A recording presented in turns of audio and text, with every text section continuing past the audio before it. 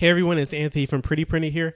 In today's video, I'm going to talk about the request library in Python. So this is a really cool library because it allows you to interact with services outside of your own app. So in this video, I'm going to demonstrate a translation API. So basically translating like English to some other language, but there are so many other APIs that you can use that can do various things. So Google has a ton of APIs. You can go to the GitHub API. You can use the Stripe API. There are so many. And by learning the basics of requests, which you'll do in this video, you'll be able to use any of those libraries. So in this video, I'm going to focus specifically on GET requests. So that's basically emulating the type of request that your browser performs. So every time you go to a page on a website or type in something in the URL address bar, your browser performs a GET request. So it's basically asking the server to give you some information, like you're getting something from the server. There are other types of requests where you can send some data to the server to change something on the server itself, but those can be a little more complicated because it usually involves authentication. So in this video, I just want to focus on the GET requests, which typically don't require that much authentication, maybe just like an API key, which the API in this video will use. So let's get started. The first thing that we need to do is install requests. So to do that, you can use pip. So pip install requests. You may want to create a virtual environment before doing this, or you could use something like pip env, which will create the virtual environment for you. That's what I'm doing. But once you install requests, we can get started. It's the only library that we need for this video.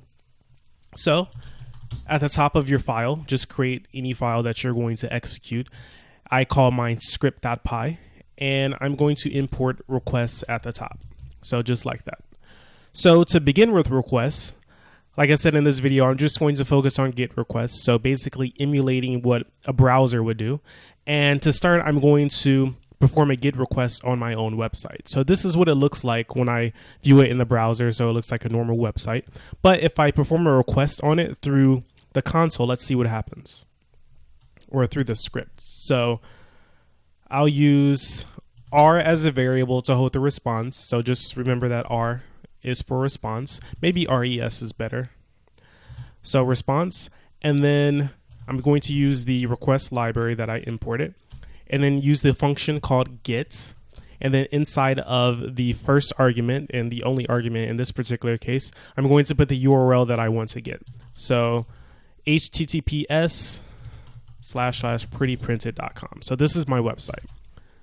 So now I just want to print the response. So whatever I get from here, I just want to see it on the console. So I'll run the script, python script.py, and I see response 200, and that's it.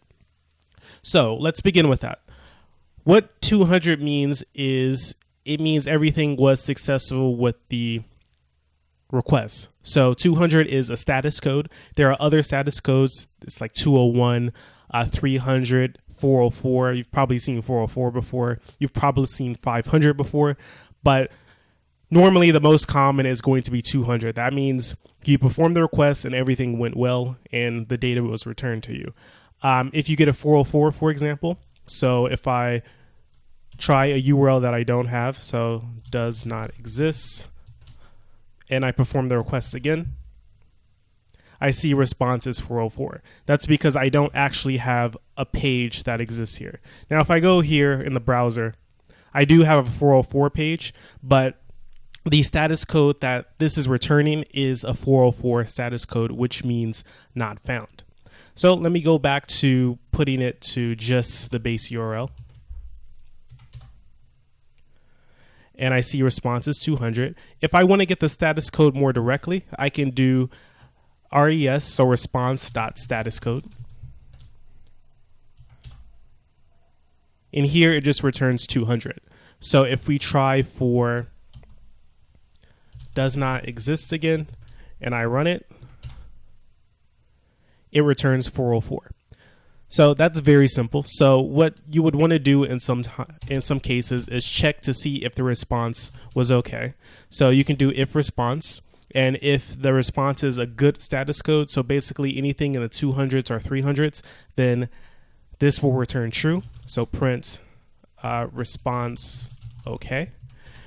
And if it fails, so if it has a status code in the 400s or 500s, which means error, then we'll print response failed. So let's try this again. We see response failed here because it's a 404. If I change it back to the base URL, we get response okay. So that's the status code. Like I said, most of the time is going to be a 200.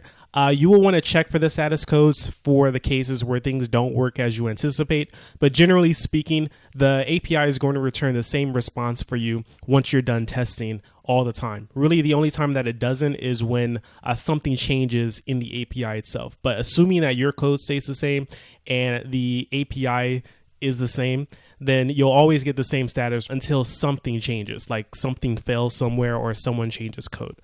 You do want to have this check in your code just in case, but just know that it's very useful for testing, and then it's basically like a safety measure when your code is actually running somewhere. So now I've covered the status code. I'll briefly talk about the headers. So normally in GET requests, you don't really care about the headers too much, but the headers are something that are sent along with the requests. So here, so you send headers along with the request, and you also receive headers with the response. So these are the response headers, and we see some information about the server. So we see that it's the Nginx server. It has the date here, the content type, which can be important. This is actually used internally by requests, the Python request library. So we'll talk about that momentarily.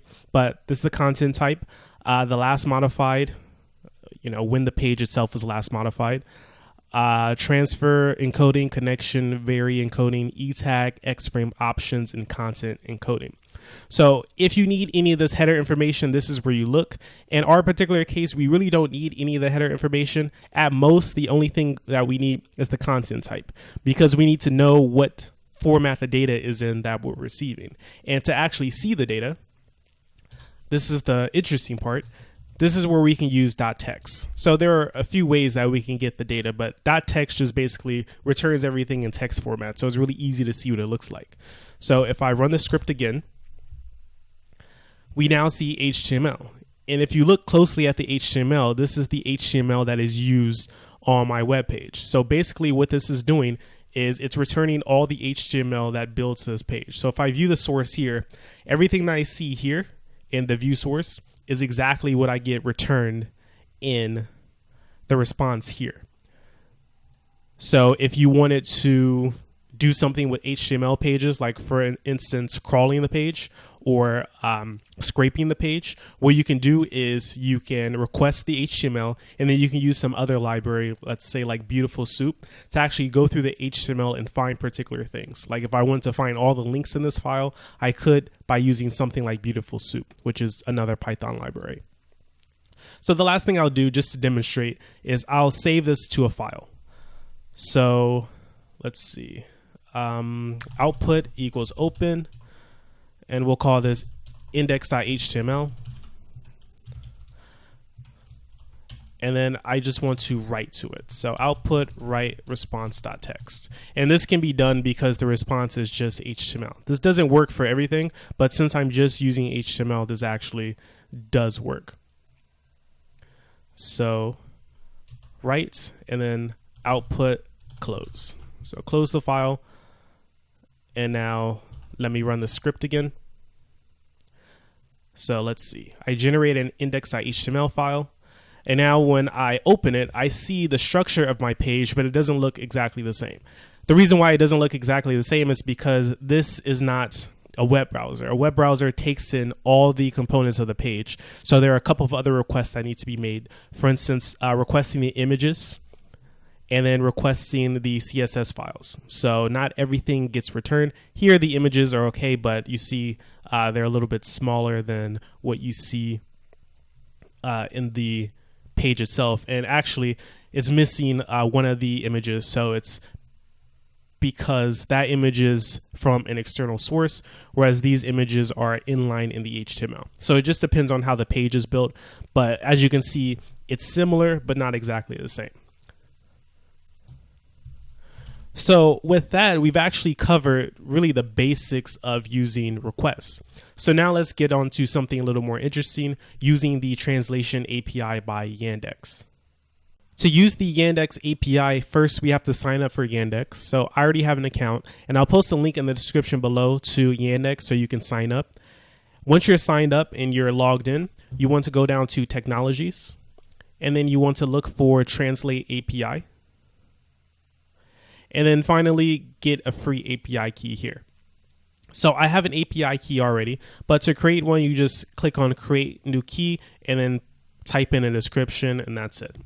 So after you have the key, take all this as part of the key and paste it into your file. So what I'll do is I'll just comment out all this. I'll leave the import request at the top, and I'll create a variable called API key in all caps, just as a way of telling myself that it's a constant. So this is the API key from Yandex. So the next thing I want to do is actually create a request to the Yandex API. And to do that, I'm going to look for the documentation. So on the left-hand side, just click documentation. And this will tell you what you need to do to perform a request. So there are a few things on the left, but basically the most important thing is translating the text. So click on translating the text, and then they show you the documentation. So with API documentation, it can be a little difficult to read sometimes, but in this particular case, I think it's fairly straightforward. So they have two types of responses that you can get. You can get JSON responses, or you can get XML responses. Generally speaking, and especially in the Python request library, it is much easier to work with JSON, but if you like XML instead, you can use that. But for this video, we'll be using JSON. So to use JSON, you're going to take the URL here. So just ignore everything below the URL for now. Just take the URL and put it into your file. So I'll create another variable called URL. So this is the endpoint for the Yandex API. So this is very similar to me requesting my website, but instead I'm using the Yandex Translate API, and you see JSON is in there, which means it's going to return a JSON response. So now what I want to do is basically start the first part of the request, which is just putting the URL in there. So I'll create the response variable and then requests.get, and then I'll pass in that URL. So it's always the first argument. And then there's some extra information that I need to pass because I'm trying to translate something, right? So I want to translate a word from a source language to a target language. So I know at least I need to specify a word to translate or a sentence, and I need to specify the languages involved. So I'll start with something very simple, English to Spanish. So if we look here at get the list of supported languages, it's actually another API request. But if you know language codes, then it's very straightforward. So I already know what languages I'm interested in, but if you don't know, try getting the list of supported languages. So the process is going to be similar to actually translating a text if you just read the documentation. So there are three things that are required. So the things that are required are the things that don't have the square brackets. So a key, text, and lang. So the key is the API key, the text is whatever I want to translate, and the language is the language direction. And if you look at the documentation below that part, it tells you things in more detail. So basically the text is the text to translate, that's very obvious. The language though is basically like a to from relationship or just a to relationship. So by using a hyphen like en-ru means you want to translate from English to Russian. If you did it ru-en, that means you're translating from Russian to English. If you only want to specify the target language, in this case RU, it's going to try to figure out the language that it's reading. But for our case, we're just going to focus on the to from. And then here at the bottom, we see there are some error codes. So what we'll do is we'll try getting some of these codes. So to pass in those arguments, we're going to use URL parameters. So if you're familiar with URL parameters, it's basically like the question mark, and then it's key value pairs. So key 1, value 1, and then ampersand, key 2, value 2, ampersand, and then sometimes you have a list of things, so you can have key 2, value 3, and so on. But in our case, it's going to be just 3 keys. And in Python requests, you could do that directly in the URL, so you can add the question mark here and then the key and the value. But it's better to use the params. So I'm going to create a dictionary and then pass it to get. So this dictionary is going to have 3 things. It's going to have the key. The key is going to be the API key. And if we go back up here, we'll look at the other parameters. We need text. So we have the key, text equals, and let's say hello for now. And then the last thing is the language. So language, let's say English. So EN to Spanish, ES. And then to take this parameters dictionary and pass it, we're going to use the same parameter name. So params equals params. And then we're going to print the text. And let's see if we can get it working. So we'll run the script. All right, so we see code is 200. We see the language is exactly what we specified, so EN to ES. And the text now is hola instead of hello. That is because it translated hello to Spanish, which is hola. So if I use something like French, which I believe is FR, and we do that again, we see bonjour instead of hola. And of course, you can do this for any language. Just note that with languages where the characters are different, it may not display in your console because consoles generally like displaying only basic characters found in English. So if I try Russian, for example, let's see if I can see it. I can. So Russian, I see that. I have no idea what it says. If we try a language like Thai, so TH, we see the question marks. The data is actually there. It's just the console itself can't display it. So we'll go back to Spanish, and we see that we can basically send requests and we get the response. So if I use the status code again, status code, we'll see that the code here is the same, so 200. And if we look at the headers, we'll see different headers from my website. So we see the server is Nginx, but we see the content type has changed. Content type is application JSON.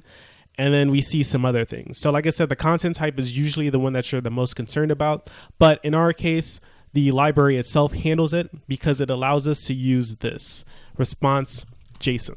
So what this does, it's a function, or really it's a method on the response object, and it converts the response to a JSON object.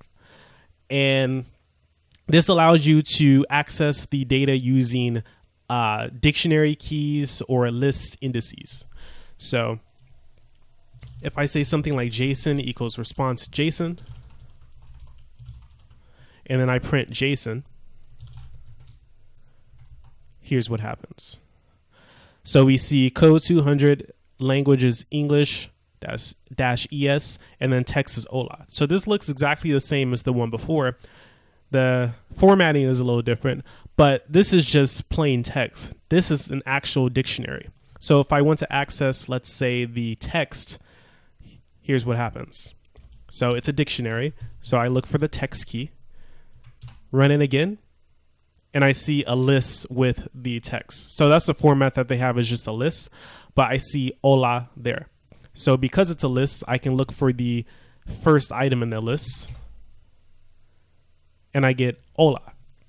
So now if I wanted to change the text to buy,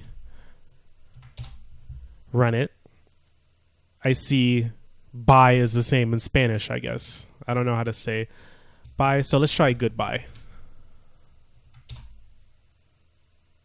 Adios. Okay, so I know that one. Adios in Spanish means goodbye in English. So by using the JSON object, so converting it to JSON first, so I have to go through this step, and then accessing the key text and then the first item in the list, which is the only item in the list. If I remove this, maybe there are more items in the list. Just adios, I can get the data that way. So now let's try changing this so we can get a different code. So 200 is what we saw before. Let's try invalid API key. So a 401 error. So to do that, I just have to mess up the API key a little bit. And what I'm going to do is print the response status code this time. If I run it, I see 403. So 403 is the status code, and 403, they actually don't have it in the API documentation, which is kind of weird. Let's try breaking it on this side, because I'm imagining that first part of the first part of the API key is going to be the same for all keys. But yeah, it still doesn't change it. So they need to update their documentation. But just know it's a 400 error, so it's an error. It's not something like a 200, which is good. Blocked API key, I don't know how to trigger that. Maybe if I perform like 1 million requests very quickly, they will block me. Same thing with 404. So basically, it's exceeded the daily limit on the amount of translated text. I can probably make that happen by just running this over and over again, but I'm not going to do that. Exceeded maximum text size. Let's see if there's something. It's 10,000 characters. I don't want to build something that's 10,000 characters, but just know that there is a maximum. And then the text cannot be translated. So I think I can do that. So if I just put in some random characters like that, let's see what happens. I get a 200. So now I'm curious what the response is. So response.text. So it just gives me that response. Maybe if I put numbers, can't translate numbers. It does. So it translates the numbers to Spanish. So 9 millones and the rest. So I guess that works. I don't know how to put in some text that can't be translated. Maybe some random characters. Let's try that. No, that's fine. So I don't know what would trigger that particular error, but just know that a 501 error does exist. So this API is very simple, and most APIs where you just get data from a service are going to be very simple. So in the next video, I'll talk about how to perform requests to APIs that allow you to send information to them so it updates something on their server. So for example, let's say you're using the Stripe API. You can send a payment to Stripe, and basically Stripe would then take that payment information and charge someone's credit card and deposit money into your account. So that's much more complicated than just getting data and nothing actually changes.